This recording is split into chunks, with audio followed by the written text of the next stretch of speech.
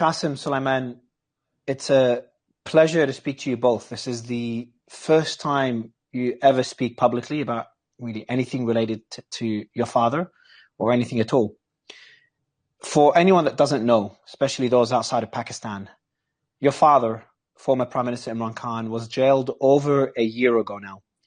I think I told you guys, I did an interview with him weeks beforehand on the day of the Russian mutiny.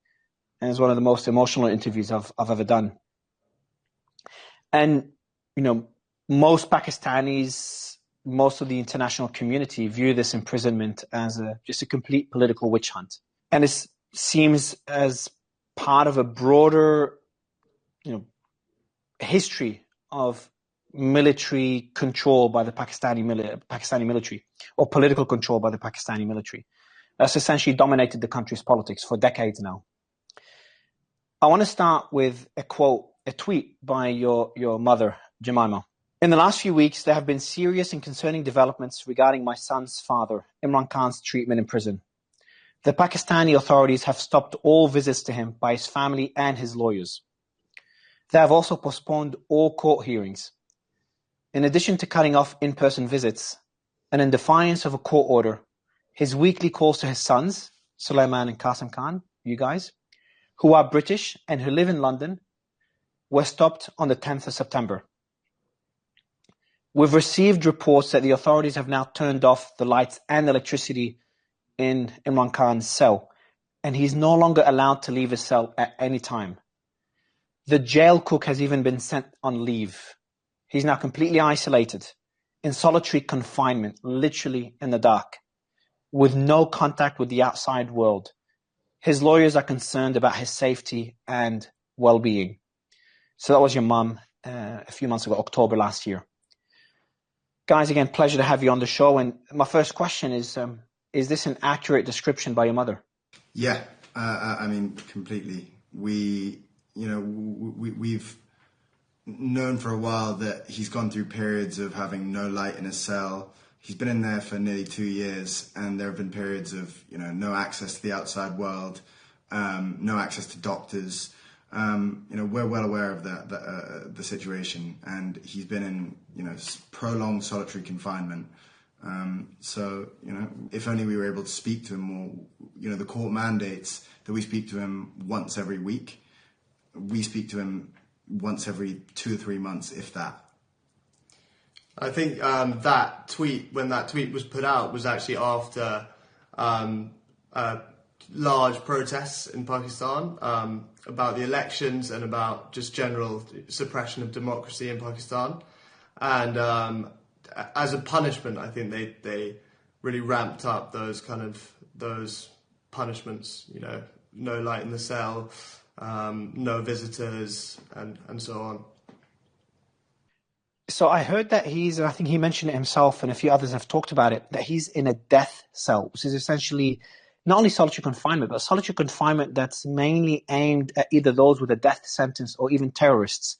He put out a message himself, I think it was mid last year. He said, quote, "I am confined in a 7 by 8 foot death cell, typically reserved for terrorists to ensure they have no contact with anyone."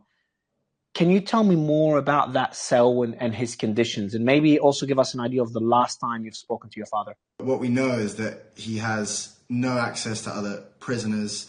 He is, alone in there. He's occasionally in the pitch black for prolonged periods. There was one period where he was in there for 10 days in the pitch black, no electricity, no nothing. And I remember when I spoke to him about that, he said the first 2 days were beyond difficult, and then he was able to get into a kind of Zen-like mentality, and what ended up being 10 days, he said it could have been a year. The situation in his cell is pretty bleak. He is, one thing I know about your father, he is a very resilient man. You kind of touched on how he's coping with this. Can you give us an idea of how was it in the early stages when you have those calls with him, and how is it today? Is he still as strong? Is he struggling? I can't even imagine being in the dark for 10 days. So he's definitely, that's a very accurate description. He's definitely, resilient. He's probably one of I would say, I'm obviously biased, but he is definitely the most resilient person that I know by a distance. Very, very mentally tough. And he sat, whenever we speak to him, he's as strong as ever. But you know, he's not the type of person to complain about the conditions that he's in. Whenever we will always ask how he is, but he'll always sort of brush off those sorts of questions. He's more interested in hearing how we are. I know he's dealt with it in a way that, you know, is what I think is the right way of dealing with it. Is he just reads loads and loads of different parts of historical literature, religious literature, and then he does exercise. And it's his two things that he's always loved in life. So I think in a cell, it suits him in a way to just be able to focus on those two things. And every time we call, you know, we only get to speak to him for about 20 minutes. And around that time, randomly, the line will cut off. So he's so focused on ensuring that he's able to spend the first 10 minutes imparting wisdom of whatever he's learnt, whatever religious or life lessons he can impart on us, and then the last 10 minutes he's very focused on finding out how we are, what's our situation, how's our family, and things like that. So we don't actually get very much time to ask about how he's coping, but I know he's doing a lot of reading, that's for sure. So your last call, did you say how long ago was your last call? 2 weeks ago, probably. Yeah, probably the first call we've had with him for about 2 months. But yeah, we were lucky enough to speak to him like 2 weeks ago. How does that work? So, like, do you know in advance you're going to speak? Like, so, for example, today, do you know when you're going to speak to him next? No, so it's really chaotic. In fact, I'm glad you asked, because we'll get a message, and it can be sometimes at about 4 a.m. On any day, and it'll suddenly say, "Okay, call coming at 10 a.m." So we have 6 hours, and if we're not awake through that period, then we miss it, which has happened before, and then we have to wait another 3 months before anything comes about. But usually we're able to, we're quite on it with it and are able to rush whatever situation we're in. We cancel, for me, I cancel any meetings, whatever it is, and instantly we jump on. And then often we're left waiting for about an hour, and then eventually the call comes through, and then we have about 20 minutes to speak. So there's no protocol. It's a complete mess. It just feels like a torture technique. Why do you think they're doing it this way? Why are they treating the former prime minister of the country, and what I consider to be the most popular man in the country? Like, I get people all the time when I meet someone from Pakistan, a lot of times they remember me from that one interview. That interview had more impact, on people talking to me than any leader I've ever interviewed. Just to kind of give an idea to the world of how popular Imran Khan is in Pakistan. And again, he was the former prime minister, a very popular one. Why do you think they're treating him this way? You hit the nail on the head. It's a technique to try and break him. He's a very, very resilient person, and he's one of the hardest people possible to break. But all of these techniques, shutting off the lights, leaving him in the pitch black, not allowing doctors to go and see him, making sure that all of our calls are at completely random times and that we might miss them, or whatever, not letting us have our court-mandated weekly phone calls. All of this is tactics to try and break him. But he's, good luck, because he's as resilient as they come mentally, and that comes down to his faith. He has strong faith in God, and also he's always had that kind of mental toughness as well. So it's all torture techniques, exactly as you say. Another thing, wasn't he offered, because he did an essay not long ago on Time magazine, and he talked about being offered the option or a deal that included house arrest, and he rejected that deal. And I think he had demands. I think he wanted some other people related to his family or members of his political party. Maybe Suleman, can you give me a bit more context on that deal? And kind of him rejecting that deal is another indicator of his resilience. So I think that's mainly to do with the fact that there are many of his supporters and his party members and family members who are in prison currently in similar conditions to him. So, and he's very, very principled, and he wouldn't, on their behalf, I think that definitely would have played a part. He wouldn't want to kind of, he'd want to be aligned with them. He's always been kind of very principled, and I don't think he'd go against his principles very on a whim. What have you guys told him? Like, I'm just imagining if I had my father or a family member in a similar position, and I'd be urging him, because you guys born in London, live in London, so you're away from Pakistani politics. And if I was in your position, I would be convincing my father to do whatever it takes just to get out of jail and just to have his freedom again. Have you guys tried to convince him of doing this? So actually, when we were younger, when I was younger, I'd hated him being in politics. Would way rather him just do sort of cricket punditry or analysis, and live an easy life in London or out of politics. But it is genuinely his passion, and I don't think he'd feel fulfilled if he wasn't doing what he's doing. I don't think he'd be happy if he was just living a kind of easy life in London, because I think if he wanted to be in exile, he could, but he's genuinely. He could easily make a deal. Like he would, if from a political perspective, I'm sure they have certain demands. The easiest one is, and this is me speaking, obviously my own opinion, but him speaking in support of the military, for example, or of the opposing political party. Just one example of many of things he could do to gain back his full freedom. But I think his defiance is the reason he's in jail. And do you still, I know you said in Qasim, the same question to you after Suleman, but do you still try to convince him to get out of politics, or you've kind of given up on that?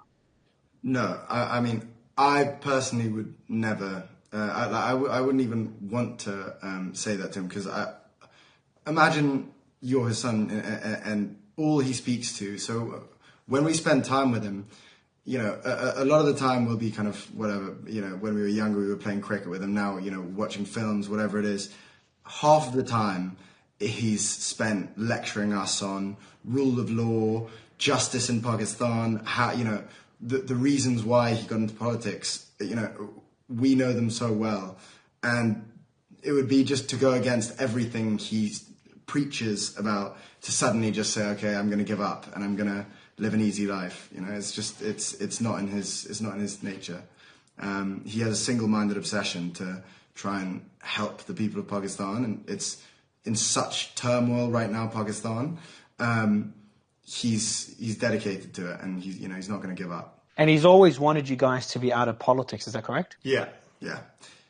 I think, if you look at the two established parties in Pakistan, there's a tradition of it's like dynastic politics. They're dominated by two different families, and so he's always wanted to. He hasn't wanted his party to follow that tradition, So I personally don't ever want to be involved in politics in Pakistan, and I don't think he wants us to be either. Yeah. Yeah, I know, Qasim, you're in a similar position. You don't want to be involved you're a very successful entrepreneur as well, so you've got a life outside of politics. And kind of this implies, the answer to my next question is that why do this interview and why now? So more than anything, we've gone through the legal routes. We've gone through, every route that we thought would potentially get him out. We never thought he would be in there a fraction of how long he's been in there. And it's only getting worse. And so, we've somewhat run out of those options, and now we've decided, okay, the only route is to, of taking action is to come and speak publicly. And I think, I appreciate you for allowing us to speak here about it. What we want is international pressure on Pakistan right now, because currently he's living in inhumane conditions. They're not giving him basic human rights. They're not really doing anywhere near enough, and what we want is global pressure. Yeah, I think we've, like Qasim said, we've tried. We've exhausted other options, legal avenues, and it's gone very quiet. It seems in the international media, at least, it seems to have gone very quiet, and it's just. It's basically for the human rights of not only our father but other political prisoners, and restoration of proper democracy in Pakistan as well. aside from our own obvious selfish reasons? Yeah, look, obviously, your selfish reasons. This is your own father, and look, for the international community to understand how crazy things are in Pakistan. Pakistan population. What's the population of Pakistan? Almost 200 million, I think, maybe over 200 million. Yeah. Massive military power, got nuclear weapons, massive economy as well. Because a lot of people in the world don't understand how massive Pakistan is as a country and a supposed democracy. And this is kind of me speaking my opinion.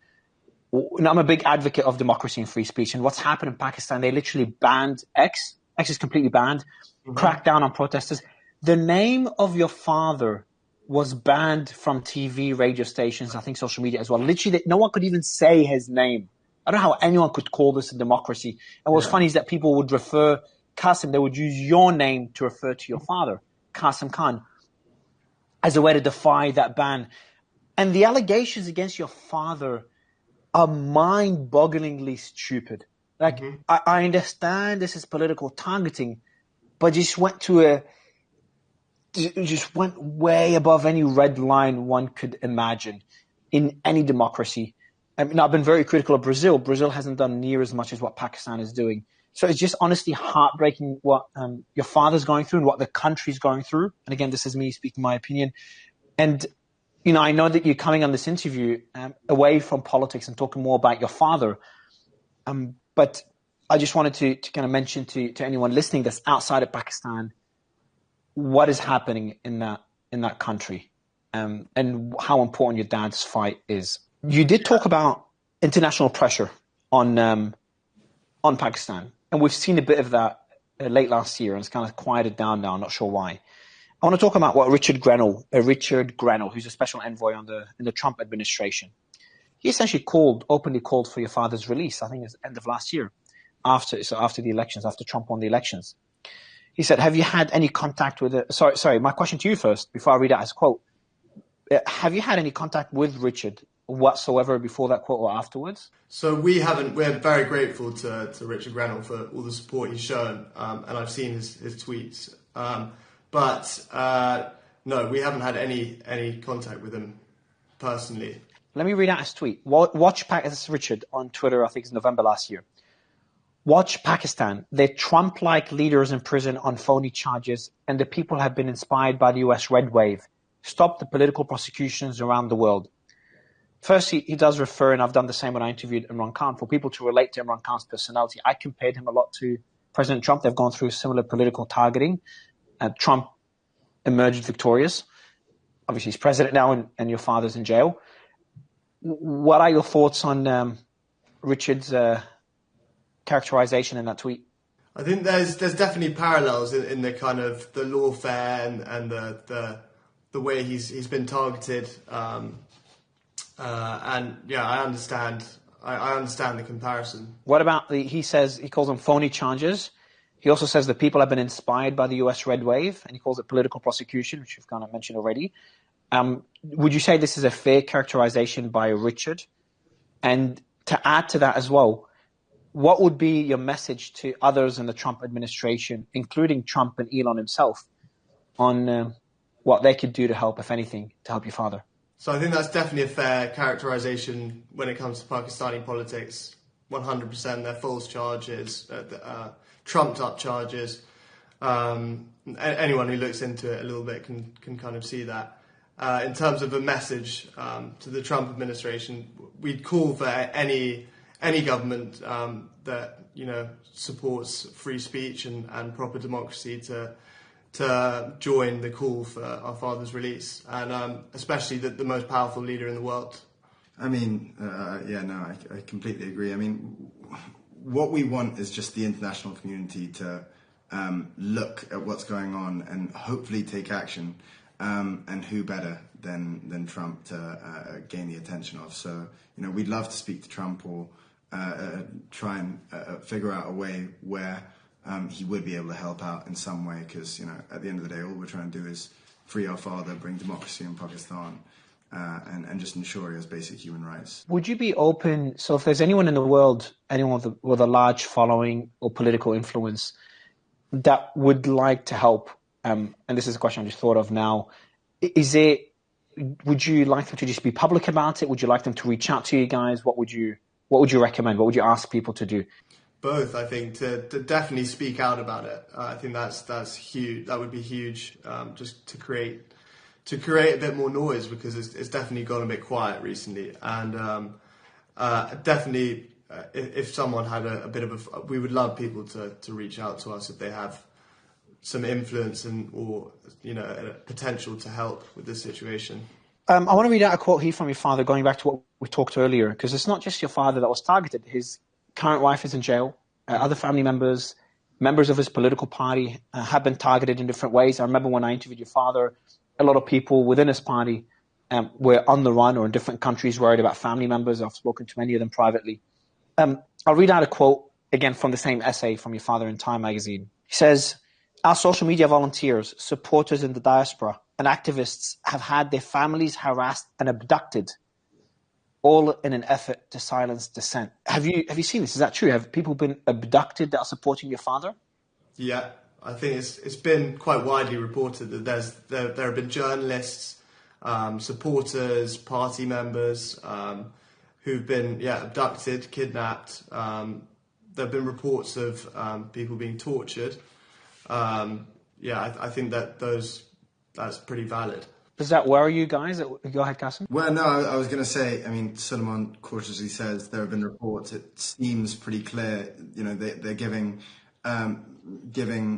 speeches looking dishevelled and suddenly no longer part of my father's party, PTI, and all of a sudden they're, giving up on politics, and, it's pretty clear. Is that a reason? So I know I asked you earlier, why are you speaking publicly now?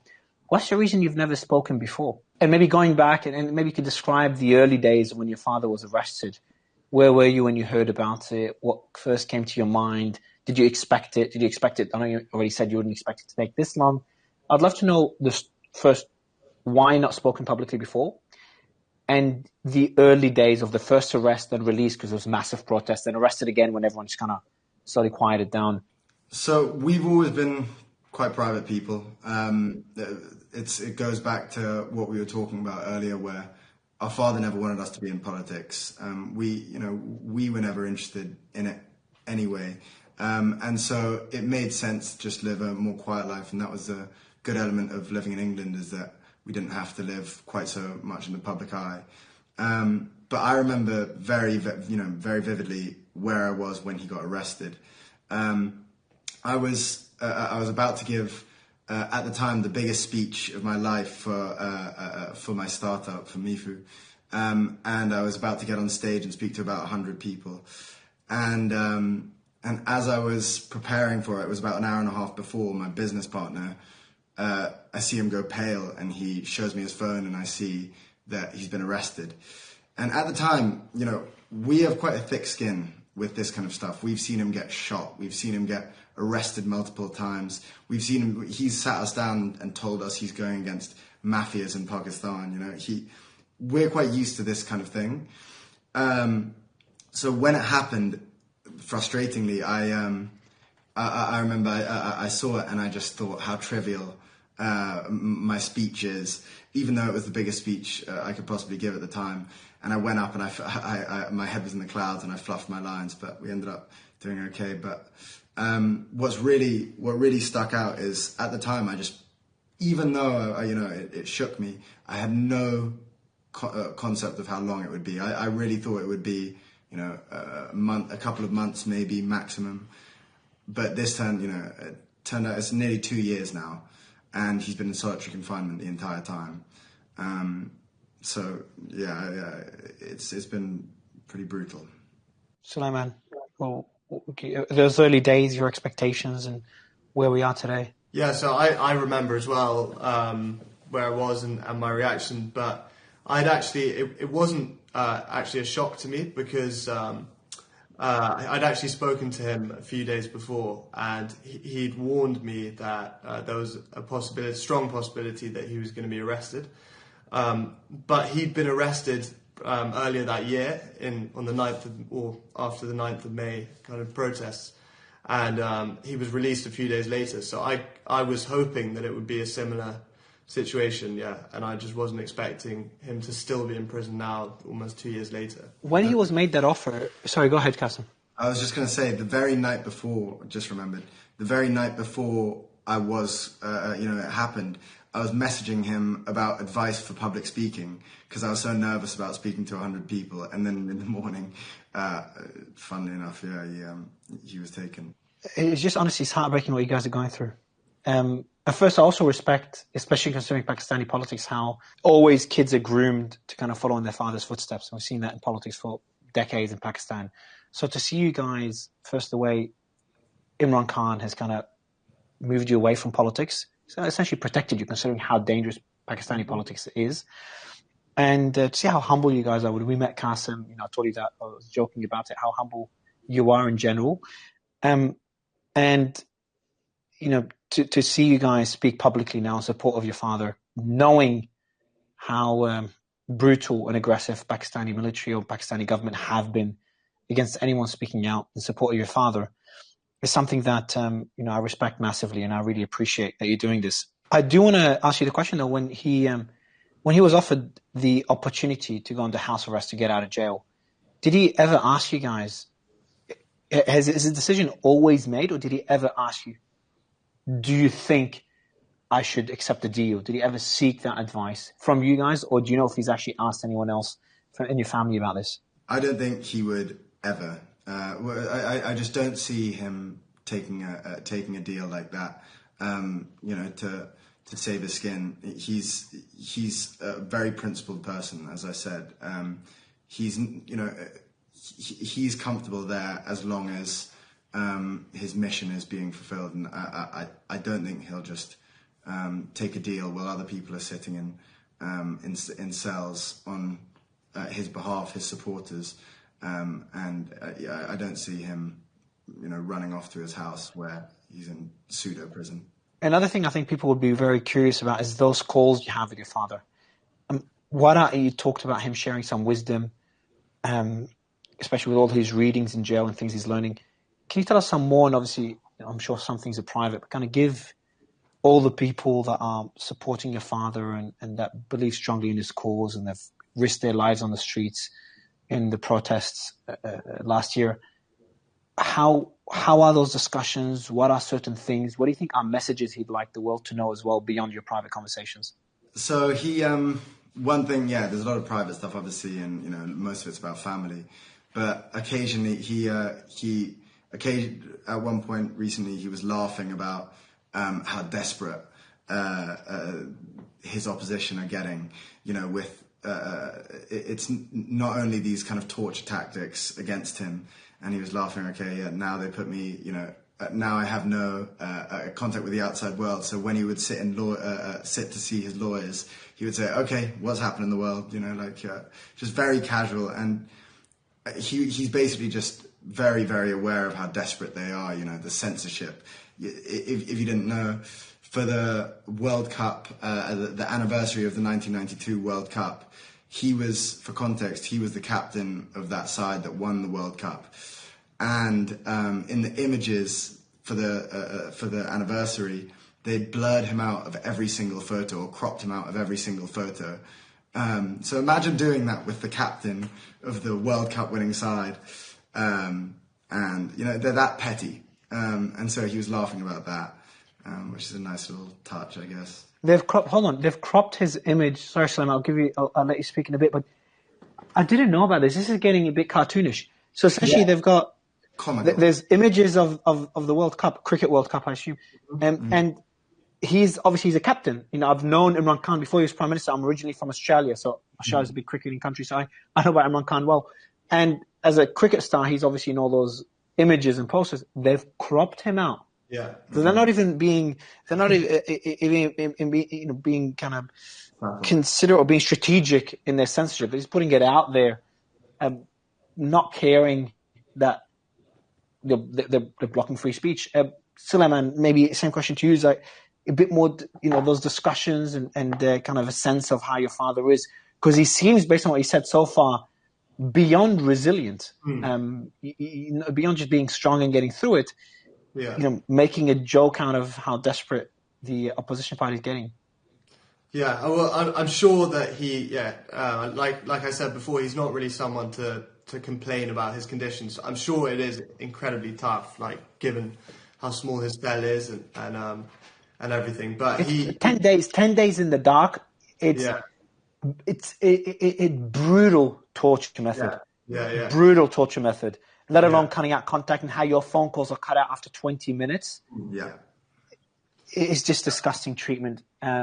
That's left for people that have committed heinous crimes, which obviously your father is not even close to fitting that description. But sorry to interrupt you, Suleman. He, on a sort of more positive note, he feels. I think he genuinely feels that he's in the last almost 2 years. He's learnt more and kind of strategically. He's really developed a good kind of roadmap for what he wants in the future. I think he's always optimistic, but he sees it as a very good learning experience. Despite obviously how difficult it is. Sorry, I was going to say he's always been a big reader, but now he's had so much time to read about historical figures, leaders of the past, and also about faith, and he believes that he's grown more in these past 2 years than he has in the previous 20, and he said those words exactly. As well as how much he's grown mentally, and he says spiritually as well. He says he has, he's been strategizing about what he can do when he's released for Pakistan. He's one of the few people who's coming out of it, hopefully, or how he believes is stronger. Do you think he will come out of it?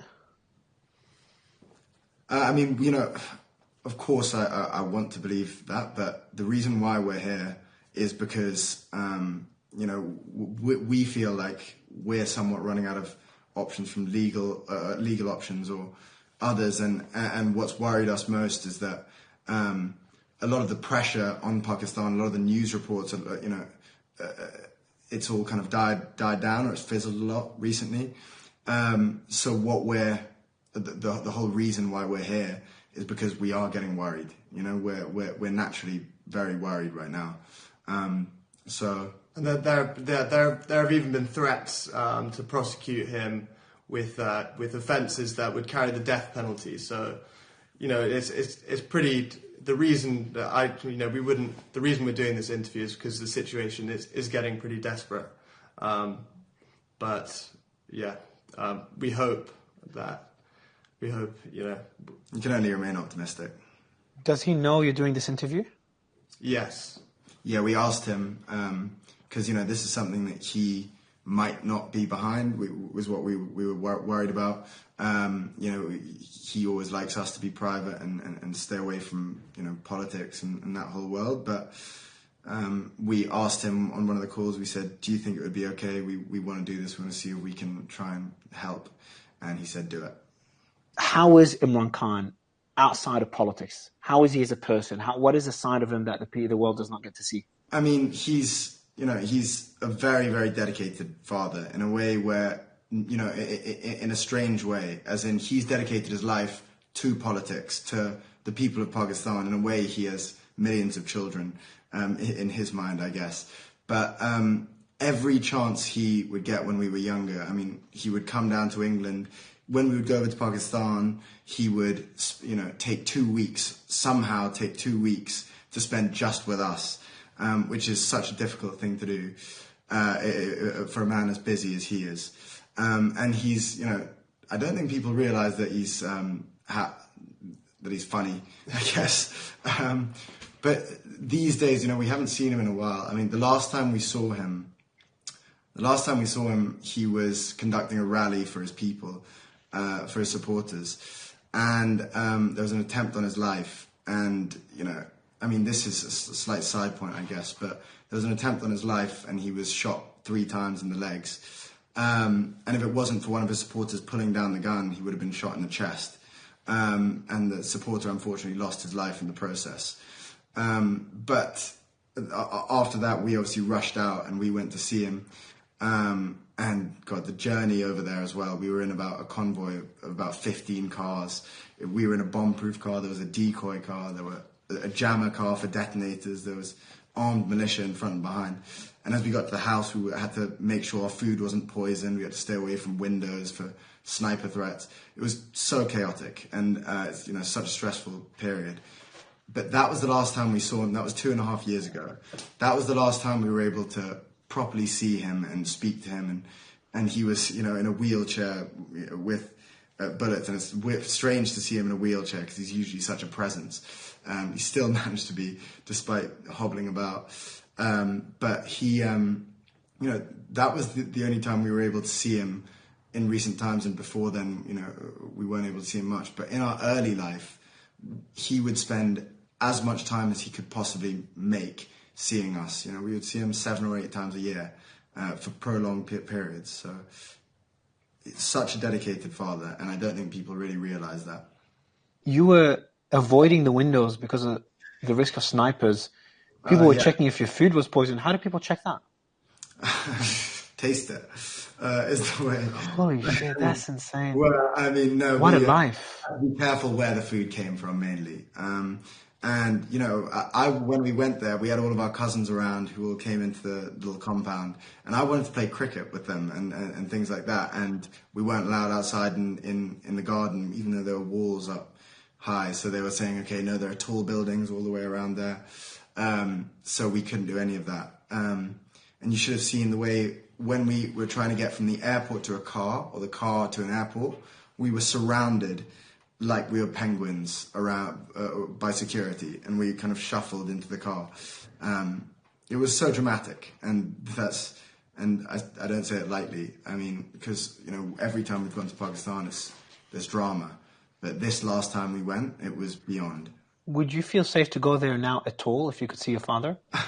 Our cousins, we're urged not to go because our aunties have been arrested. Our cousins have been arrested. Some of them in prison still, and it's there's obviously a high threat. If we go, we provide a potential weakness for our father, another way where they can potentially get to him. And so he was always quite worried about us coming during the most the height of tension, because he was worried, when they're desperate and they're pulling out all of these random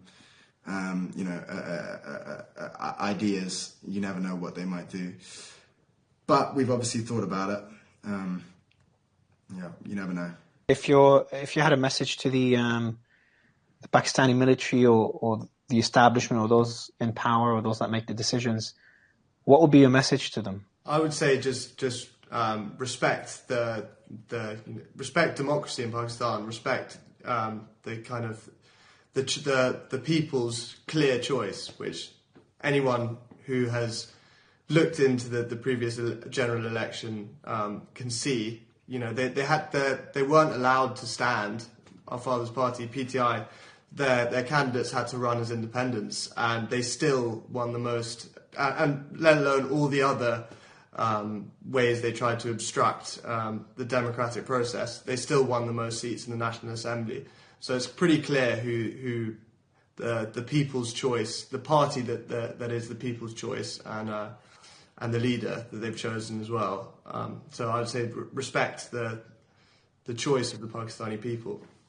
Exactly, and when you're saying the techniques they used during the last election, in a country with a 40% illiteracy rate, they banned his symbol, which is the bat. Which the cricket bat is obviously synonymous with him. Very easy for anyone to be able to see who they're voting for. They banned it in the days leading up to the election, meaning that a huge proportion, 40% of the country, weren't able to know exactly how to vote for him. So as well as that, there was clear rigging, the most obvious rigging possible. They banned Twitter. They turned off internet for periods. It was, the rigging is so clear. Probably the most blatant form of, rigging, election interference, censorship that I've seen in any democracy. your father's literally in jail for charges, and maybe before I ask the final two questions, maybe Suleiman, just give us an idea. I've talked about how ridiculous those charges are. What are the alleged things that your father has done that he's being jailed for? So it's ridiculous. I mean, it's from things like selling exotic fruits to corruption charges. For me, for anyone who knows our father knows that he's not a corrupt person.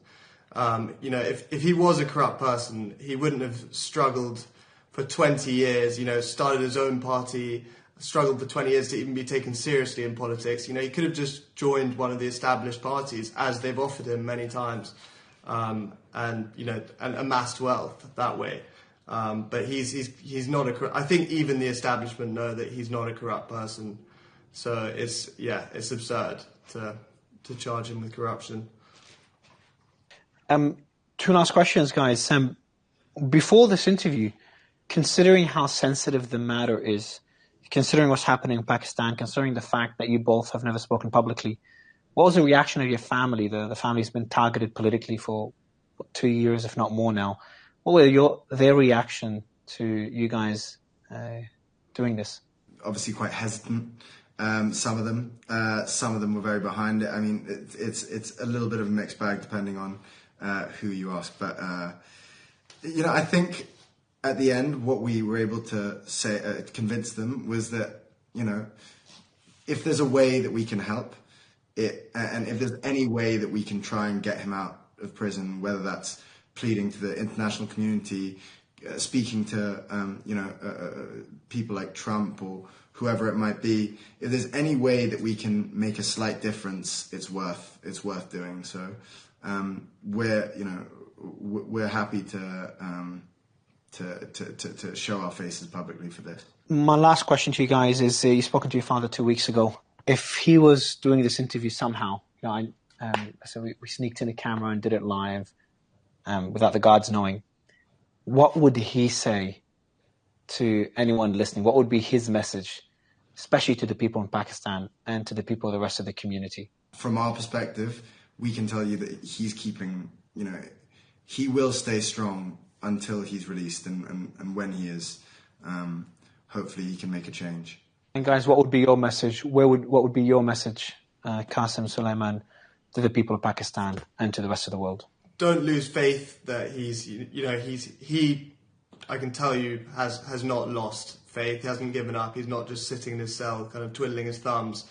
He's very much planning for the future, believes that change is coming. So don't sort of lose faith and keep protesting the injustice. And to the international community, I think it's important to say, take action. If you can make a difference, there's someone who's in a solitary confinement cell who is being denied basic human rights. He should be the leader of Pakistan, and instead he's being kept in inhumane conditions, being tortured at periods.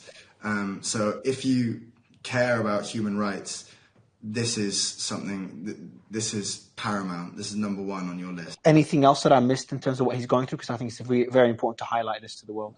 He would hate me saying it, but he's he's a man in his 70s, and he may be physically younger than that, and he may be physically very strong. But when you look at the facts, he's in his 70s and he's being kept in a tiny cell, and occasionally, the lights are completely turned off, no electricity at points, no access to a doctor, and he's been shot recently 3 times. It's completely inhumane. To wrap up my message to anyone listening, and I usually don't take many stances as I do my interviews and my coverage, but there's certain instances where I feel like I have no choice. Pakistan is a population, as you guys said, over 200 million. I just checked it, it's 250 million people. So it's a nuclear power.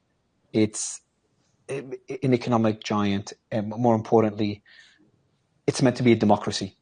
And Imran Khan, as defiant as he is, and I might disagree with a lot of his policies, and I'm sure even you guys might disagree with your father's policies and some things he says, the people have voted for him.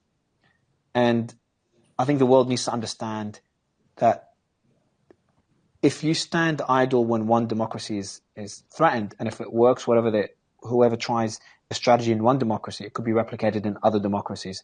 I think it's important to, no matter what your political stance is, to fight for certain values, and democracy is one of them. So I hope your father is out of jail. I hope he's healthy. I hope things change in Pakistan, and I hope you guys could lead a normal life, you and the rest of Imran Khan's family.